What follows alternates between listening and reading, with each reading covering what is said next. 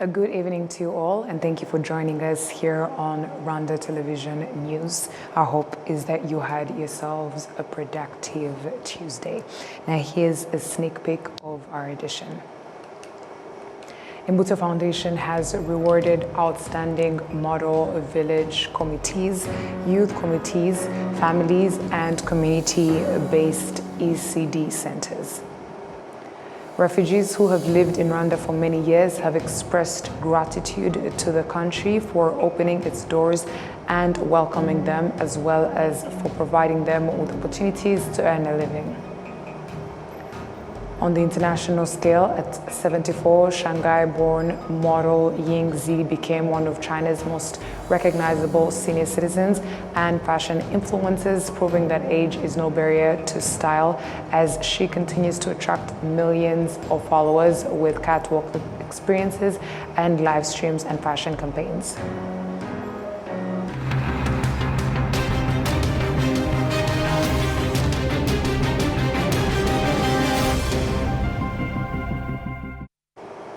Welcome back once again, and we are glad to have your company tonight, coming to you straight from the heart of Africa in Kigali, and my name is Martina. Now, Imbuto Foundation has rewarded outstanding model village committees, youth committees, families, and community-based ECD centers. We have more coming from Inora Gladys. Foundation has recognized and rewarded outstanding model village committees, youth committees, families living in model villages, and 83 community-based early childhood development centers for their exceptional performance under the Iwacu mu Mudugudu w'Icyitegererezo initiative.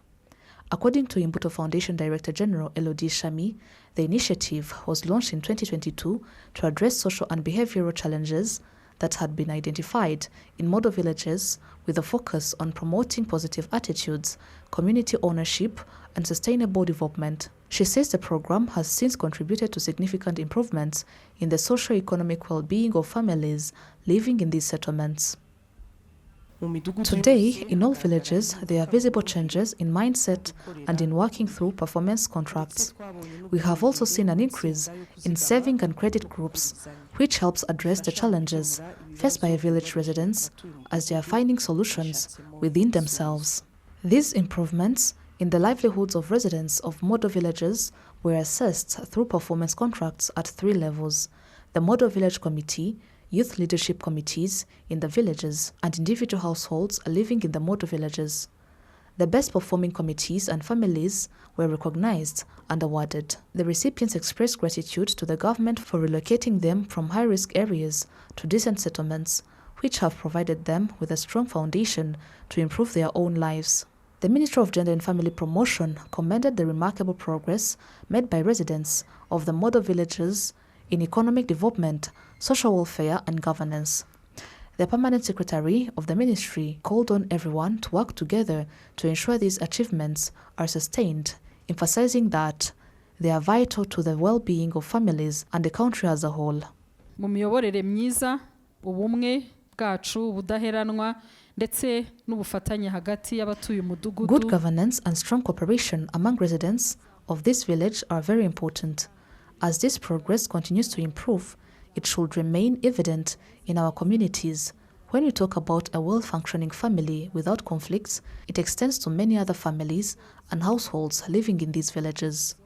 This leads to the development of villages with very low or no crime, no teenage pregnancies, no drug abuse, and no other problems that negatively affect the well-being of citizens.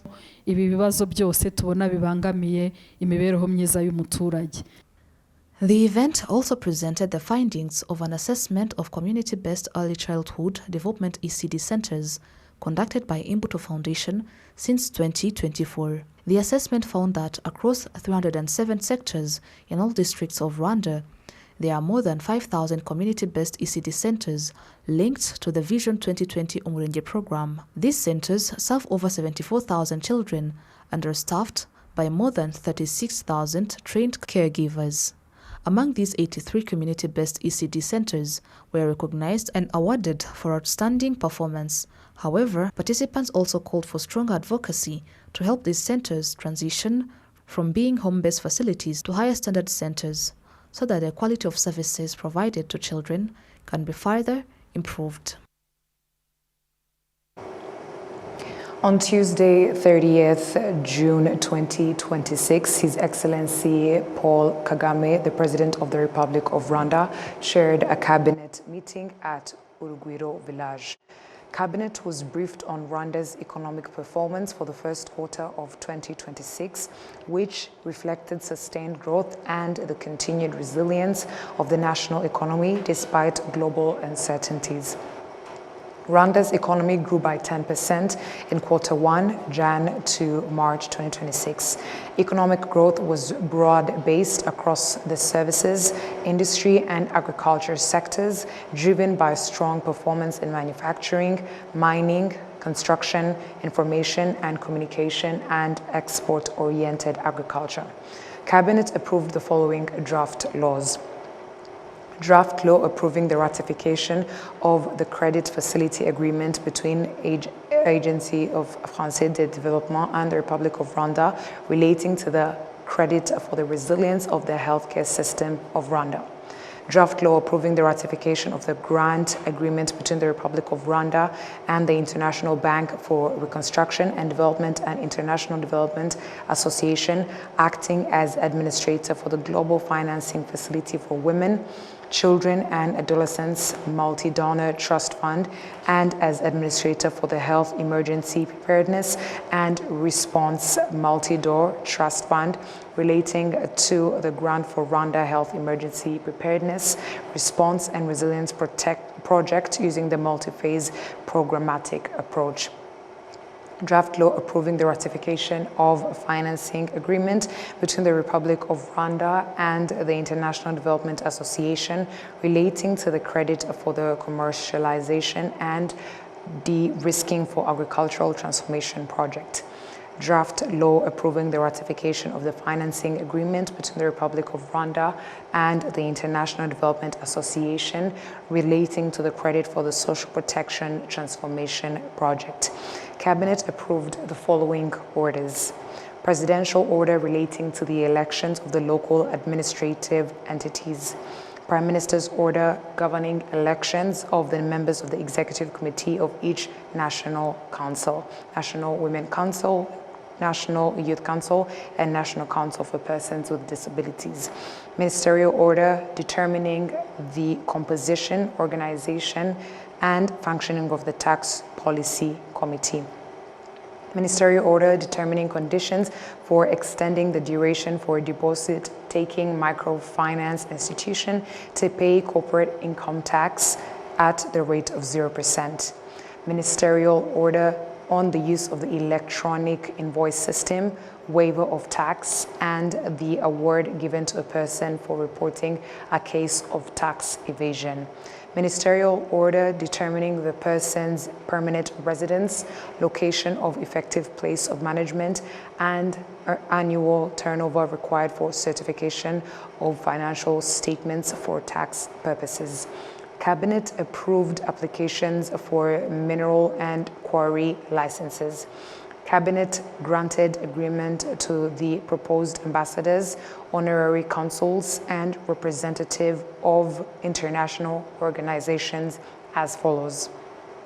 Mr. Mohammed Bashir Abdallah Menawi, Ambassador Extraordinary and Plenipotentiary of the Republic of the Sudan to the Republic of Rwanda with residence in Kigali. Ms. Ha Jange, Ambassador Extraordinary and Plenipotentiary of the Republic of Korea to the Republic of Rwanda with residence in Kigali. Mr. Sakamoto Atsuki, Chief Representative of the Japan International Cooperation Agency, JICA, Rwanda office. Mr. Jim Hegarty, Founder and Managing Director of Hegarty Financial Management Limited, proposed Honorary Consul of Rwanda to Ireland. The Minister of National Unity and Civic Engagement informed Cabinet of the 16th cohort of Itorero Indangamirwa 2026, scheduled to take place at the Gabiro Combat Training Center from July 1st to 10th August 2026.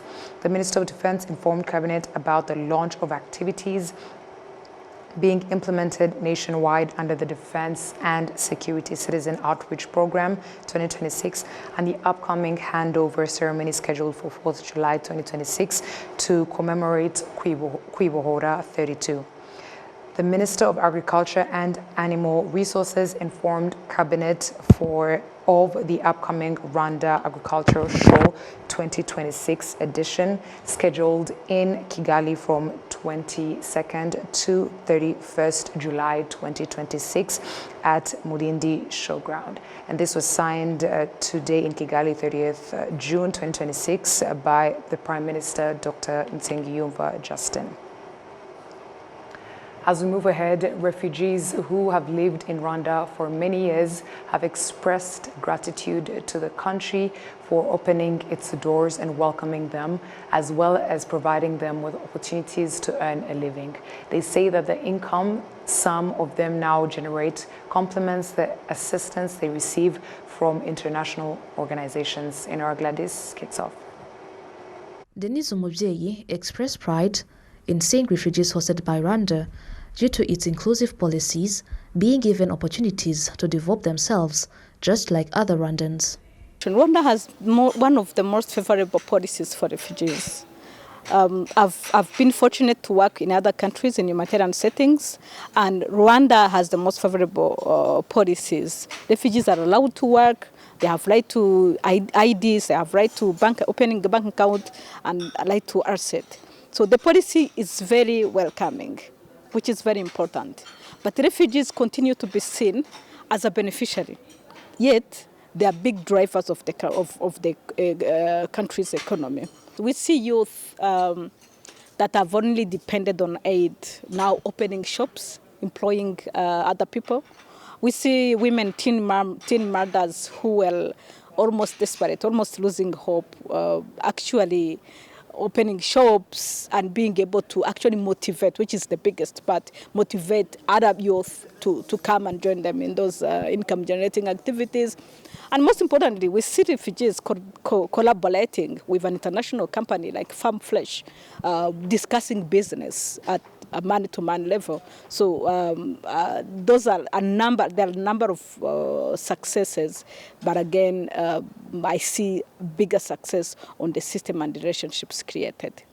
As part of efforts to complement the assistance provided to refugees, Rwanda has adopted policies and decisions to allow refugees who wish to work to do so in order to improve their livelihoods, rather than relying solely on humanitarian aid from the United Nations, which is sometimes insufficient, as explained by the Minister in charge of Emergency Management, Major General Retired Albert Murasira. Within the next 5 years, at least 50% of refugee households should have graduated from dependence on humanitarian assistance and become economically self-reliant. Achieving this vision will require a genuine whole-of-society approach. When refugees are economically empowered, everyone benefits. During the celebration of the World Refugee Day, the representative of the United Nations High Commissioner for Refugees in Rwanda, Ritu Shroff, commended Rwanda's commitment as one of the countries promoting the well-being of refugees. Rwanda has charted a clear course in line with the Convention, in line with the Global Compact on Refugees. Rwanda has given refugees the right to work, to move, to access public services, to open bank accounts, to educate their children alongside Rwandan children, and to work together to contribute economically. The Refugee Sustainable Graduation Strategy 2025 to 2030 that MINEMA has developed is not just a policy document, it's a statement of intent that refugees are not a problem to be managed, but people to be included. The United Nations reports that the number of refugees worldwide continues to increase significantly. The UNDP resident coordinator in Rwanda, Dr. Fatmata Loveta Sese, believes that countries should put in place systems that complement assistance provided to refugees to support their livelihoods. But let us also be clear. The future of refugee responses cannot be built on humanitarian assistance alone. There are moments where humanitarian assistance is absolutely necessary to provide the immediate needs, to restore integrity. That is absolutely important. But we should do so with our clear goals in mind on how do we create much more sustainable means for them. Refugees are not merely beneficiaries of assistance. They are entrepreneurs, workers, consumers, innovators, and investors. Refugee inclusion, therefore, is not simply a humanitarian imperative, it is a smart way of doing development. Rwanda is currently hosting more than 133,000 refugees, the majority of whom are Congolese, over 84,000 people, many of whom have been displaced for more than 30 years due to insecurity in Eastern Democratic Republic of Congo. Since 2019, in collaboration with the United Nations High Commissioner for Refugees, Rwanda has also been receiving refugees and migrants evacuated from Libya. So far, the country has received over 3,000 people under this program. The Management Authority has informed senators that efforts are being intensified to encourage property developers and road constructors to put in place effective storm water drainage systems in order to prevent disasters caused by rainwater. The remarks were made on Tuesday by REMA Director General Juliette Kabera during a presentation to the Senate Committee on Foreign Affairs, National Unity and Security. Across the country, residents say they appreciate the expansion of the road network, but note that in some areas, drainage systems are poorly constructed, allowing runoff to damage infrastructure and agricultural activities. They cite the Nyamagabe-Rusizi Road project as one example. Managing rainwater runoff from roads and buildings to prevent disasters was one of the main issues discussed during the meeting between the Senate Committee on Foreign Affairs, National Unity and Security, and officials from REMA. The discussions were part of the committee's oversight of the implementation of disaster risk reduction measures. REMA Director General Juliette Kabera told the senators that greater emphasis is being placed on encouraging road and building developers to adopt reliable systems for collecting and channeling rainwater. This morning we had a good conversation at the Senate, and the focus was really discussing disasters and how we avoid, prevent disasters, but how we even manage them. So we came in from a REMA perspective, and we contributed to the conversation, mainly highlighting that we do studies, we do projections on how much of the rain intensity that we are expecting to have, or sometimes the dry seasons that we could be having in future. So why this is important is you need this accurate data for you to factor in the process of developing certain projects. To take an example of road constructions, they need to know how much rain is going to be received when, so they can prepare the channels where the runoff can be channeled into the receiving environments, such as wetlands. We also discussed the importance of rainwater harvesting in general, even when we know that no single house can be able to have storage big enough to accommodate all the rain that falls, but that should be the start-off point. You need to store that water so you can use it for the different chores at home, but also have in place a water channel where the extra can flow into the receiving environments like wetlands and in some cases rivers. REMA stated that the effects of climate change have led to an increase in both the frequency and severity of disasters. It noted that the disasters affecting Rwanda are predominantly water-related. Statistics show that in 2025, disasters claimed the lives of 130 people across the country, including those struck by lightning, killed in mining accidents, buried by landslides, and swept away by floods. A total of 1,800 houses were damaged by disasters during the year, while crops on 1,100 hectares of land were destroyed. In addition, more than 1,002 livestock animals died as a result of disasters. Meanwhile, between January 1st and March 11, 2026, disasters including lightning, landslides, and floods had already claimed the lives of 28 people in different parts of the country. The Kigali Modern Tree Nursery that will produce a variety of tree species for planting across the city of Kigali was officially launched this Tuesday in Kigali. The Ministry of Environment says it will continue supporting the Kigali Modern Tree Nursery to increase both the quality and quantity of tree seedlings. And our Gladys has more. A modern tree nursery that will produce a variety of tree species for planting across the Kigali city was officially launched this Tuesday in Kigali. The Ministry of Environment says it will continue supporting the Kigali Modern Tree Nursery as part of efforts to increase both the quantity and quality of tree seedlings. In support of Rwanda's national agenda to expand tree cover and protect the environment, 1 Acre Fund, the Ministry of Environment, the Rwanda Forestry Authority, and the city of Kigali jointly inaugurated the state-of-the-art tree nursery. The facility is expected to strengthen Kigali's capacity to respond to the impacts of climate change. The Chief Executive Officer of 1 Acre Fund Rwanda, Belinda Bwiza, said the organization has long partnered with farmers to help them build resilience against climate change.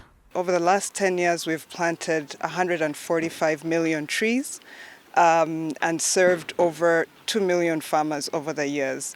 And so as we're growing in terms of seed supply, we saw a need to bring our efforts into Kigali. We're primarily in 27 districts in rural Rwanda, but there is a need to bring these efforts into the city of Kigali.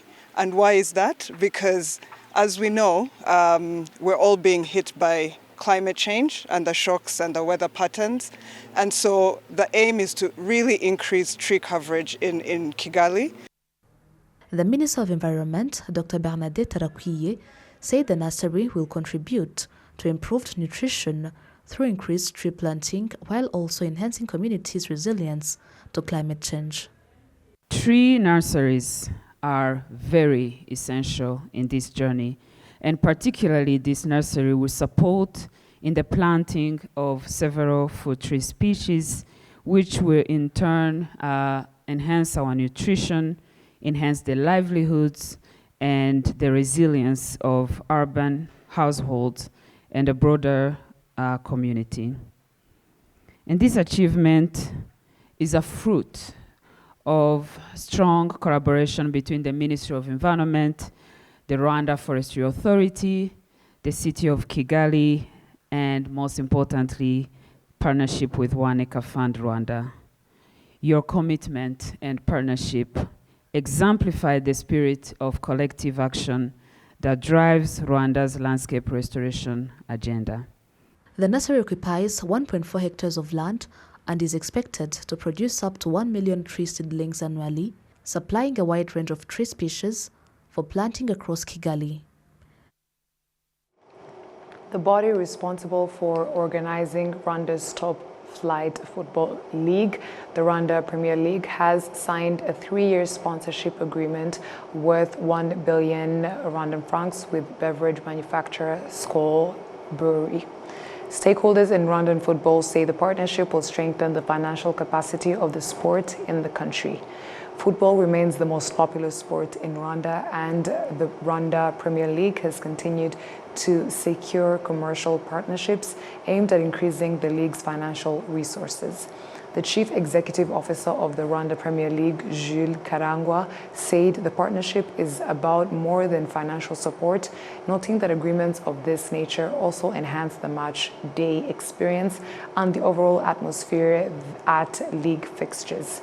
The Chief Executive Officer of Skol Brewery Limited Rwanda, Eric Gilson, said the company's partnership with the Rwanda Premier League is intended to help improve the quality and competitiveness of the league. Not the level as the Rwanda Premier League, is another challenge, and we take it as a challenge, and we are very proud of it to take that challenge, and we are convinced that all together with Rwanda Premier League we are going to succeed. But let me read a few words we prepared, and to remember that from the very beginning, Skol Brewery Limited has been committed to supporting the development of sports across Rwanda through various teams, as you said, and disciplines.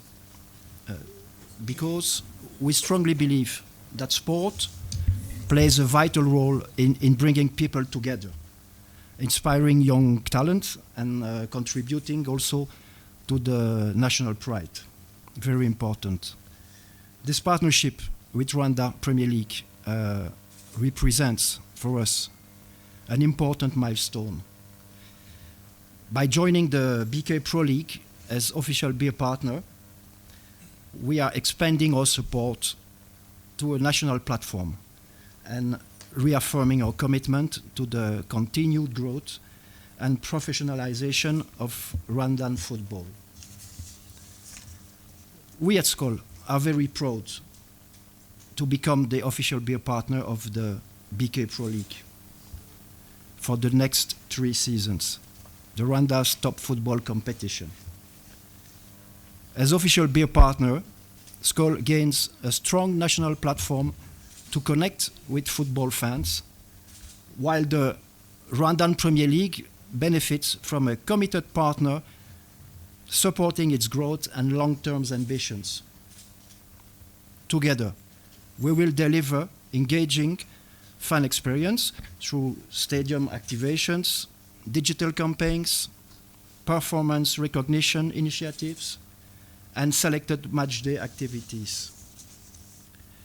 This partnership reflects a shared commitment to increasing the visibility, attractiveness, and commercial strength of the BK Pro League, while helping clubs and players gain greater recognition. Beyond being the official beer partner, Skol is investing in a vision for the future, working alongside the Rwanda Premier League and other stakeholders as BK, thanks to BK, to help Rwandan football reach new levels of competitiveness, visibility, and impact. Under the 3-year deal, Skol will contribute 305 million Rwandan francs annually. The National Child Development Agency says that everyone has a role to play in protecting children from abuse, including abuse committed through digital technologies. This comes as a study conducted by the Bamhurize organization found that social media platforms are among the factors contributing to the abuse of children. During discussions that brought together stakeholders involved in promoting and protecting children's rights, Jean d'Arc Mohongaire, the head of the Bamhurize organization, which supports disadvantaged youth and women, say that social media platforms are among the major channels through which children are subjected to abuse, particularly sexual abuse. The Child Protection and Advocacy Program Manager at Plan International, Hakim Mujeni, said that there is a strong need for enhanced collaboration among different institutions to protect children from technology-facilitated abuse. The efforts that have been put in place by the government of Rwanda, including establishment of different policies. There is a national cybersecurity policy of 2015. There is a Rwanda Child Online Protection Policy for 2019. These are all measures that the government and efforts puts in place to ensure that either children, women, and young girls or even other people are protected on any form of technology-facilitated gender-based violence. So although technology is something that is positive, that is good, that produces high, productivity and impacts, but at the same time, there is many challenges that are affiliated to it, including the technology-facilitated gender-based violence, where people take opportunity for the advancement in technology, social media platforms, to commit different crimes on social media and also using technology. As per the rapid assessment that is to be presented, or that was presented, it shows that there is an increase in child or even abuse online in terms of gender-based violence, especially for people using TikTok. Around 87% of youth that were assessed mentioned that they use TikTok rather than other different social media platforms. So this is something that we as different stakeholders gather together to dialogue, discuss, take concrete actions to ensure that what it should be the role and responsibilities of each stakeholder to ensure that we reduce crimes that are committed online and also that are affiliated with gender-based violence and technology. So we as Plan International, we are proud to be part of these discussions and proud to partner with different actors to ensure that awareness is raised, knowledge is shared, or people are informed about what they can do to prevent themselves, but also ensure that we have a collective action to protect children, women and young girls or for technology-facilitated gender-based violence. Since 2019, the government of Rwanda has introduced a range of policies aimed at protecting children in the use of the internet, and has also established various mechanisms to ensure that those policies are effectively implemented.